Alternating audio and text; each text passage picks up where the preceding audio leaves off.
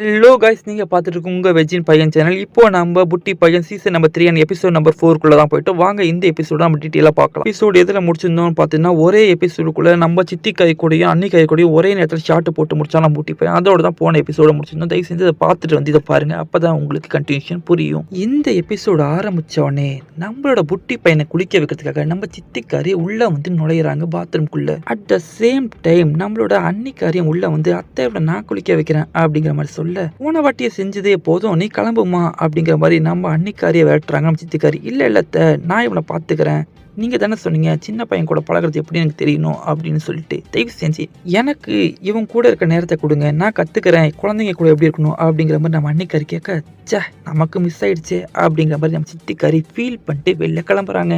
நம்ம சித்திக்காரி கிளம்பினோடனே நம்ம அன்னிக்காரியோ கண்ணா குளிக்கிறதுக்கு முன்னாடி பால் சாப்பிடலாம்பா அப்படிங்கிற மாதிரி இவங்க ரூமுக்குள்ள கூட்டிட்டு போறாங்க.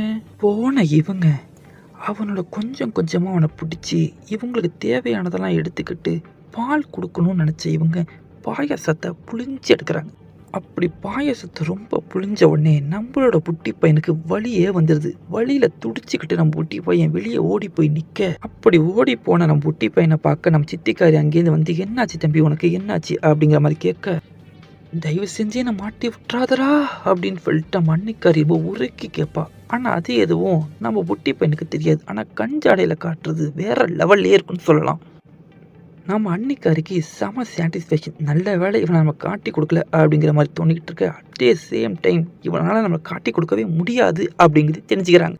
இனி நம்ம புருஷன் ஊரில் இருந்தானே வெளியில் இருந்தா நமக்கு செம ஆடு ஒன்று சிக்கிடுச்சு அப்படிங்கிற மாதிரி இவங்க ஃபீல் பண்ணிட்டு நிற்க, உள்ளே கூட்டு போன நம்ம சித்திக்காரியோ ஃபேண்ட் நைஸாக நழுவிட்டு இவனோட அந்த இடத்த பார்க்குறாங்க. பார்த்து அவங்களுக்கு சே என்ன இவனது நிற்கவே இல்லை, இன்றைக்கி நமக்கு அவ்வளோதான் போலக்கு அப்படிங்கிற மாதிரி ஃபீல் பண்ணிக்கிட்டு இருக்க, அந்த சீன் அப்படியே அங்கே கட்டாக அடுத்த சீன் நைட்டில் காட்டுறாங்க. நைட்டில் நம்ம சித்திக்காரி நம்ம புட்டி பையனுக்காக பால் காய்ச்சிக்கிட்டு இருக்க, காய்ச்சின பாலை நான் தான் கொடுப்பேன் புட்டி பையனுக்கு அப்படிங்கிற மாதிரி நம்ம அன்னிக்காரி கேட்குறாங்க. வேண்டாமா இந்த பாலை நானே கொடுத்துக்கிறேன் அப்படிங்கிற மாதிரி நம்ம சித்திக்காரி சொல்ல, வேணாத்த எனக்கு தான் குழந்தைங்க கூட பழகவே தெரிலன்னு சொன்னீங்களே, அதனால நான் பழகிக்கிறேன் கொடுங்கத்த பாலை அப்படிங்கிற மாதிரி கேட்டு நம்ம அன்னிக்காரி வாங்கிட்டு போகிறாங்க. வாங்கிட்டு போனால் அவங்களுக்கும் செம்ம சந்தோஷம், அடிச்சிச்சுனா நமக்கு ஜாக்பாட்டு அப்படிங்கிற மாதிரி குலுங்கிக்கிட்டு தடுக்கிக்கிட்டு உள்ள ஓட, இந்த சைடு நம்ம சித்திக்காரியோ சே இன்னைக்கு அந்த பீஸ் போன பல்பு தான் போலக்கு நமக்கு இந்த ஜாக்பாட் நமக்கு கிடைக்கலையே அப்படிங்கிற மாதிரி ஃபீல் பண்ணிட்டு நிற்கிறாங்க.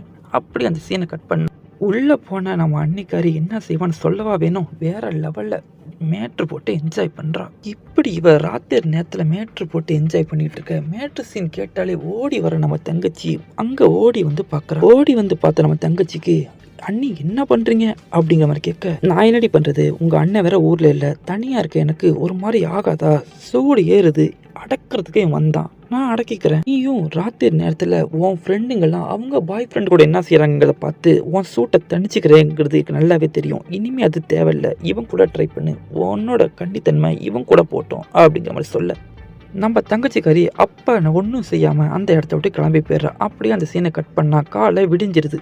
காலையில் விடிஞ்ச உடனே நம்ம சித்திக்காரி அவங்க பொண்ணை பார்த்து, செல்லும் நானும் உங்கள் அண்ணியும் வெளியில் மார்க்கெட் வரைக்கும் போகிறோம், வீட்டில் நம்ம புட்டி பையனை பார்த்துக்க ஆளே இல்லை, நீ தான் பார்த்துக்கணும் அப்படிங்கிற மாதிரி சொல்ல, ஏற்கனவே ராத்திரி அண்ணி சொல்கிறத கேட்டு ஒரு மாதிரி ஆயிருந்த இவளுக்கு கேட்கவா வேணும். அவங்க ரெண்டு பேரையும் வெளியில் அமைச்ச இவ நம்ம பூட்டி பையன்கிட்ட ஓடி பிடிச்சி விளையாடலாமா அப்படிங்கிற மாதிரி கேட்க, நம்ம பூட்டி பையனும் ஓகே அப்படின்னு சொல்லிடுறான். அவன் என்னமோ ஓடி பிடிச்சி தான் விளையாடுறான். ஆனால் இவன் அவ தொட அங்கே தொட விட்டு இங்கே தொட விட்டு சும்மா வேற மாதிரி என்ஜாய் பண்ணுறான். அதெல்லாம் அப்படியே இந்த எபிசோடு ஆரம்பிச்சதுலேருந்து நான் எதுக்காக வெயிட் பண்ணணும், யாரோட என்ட்ரிக்காக வெயிட் பண்ணணும், அந்த பொண்ணோட என்ட்ரி கிடச்சிருது. செம்மையாக இருக்கும் கொஞ்சம் சீன்.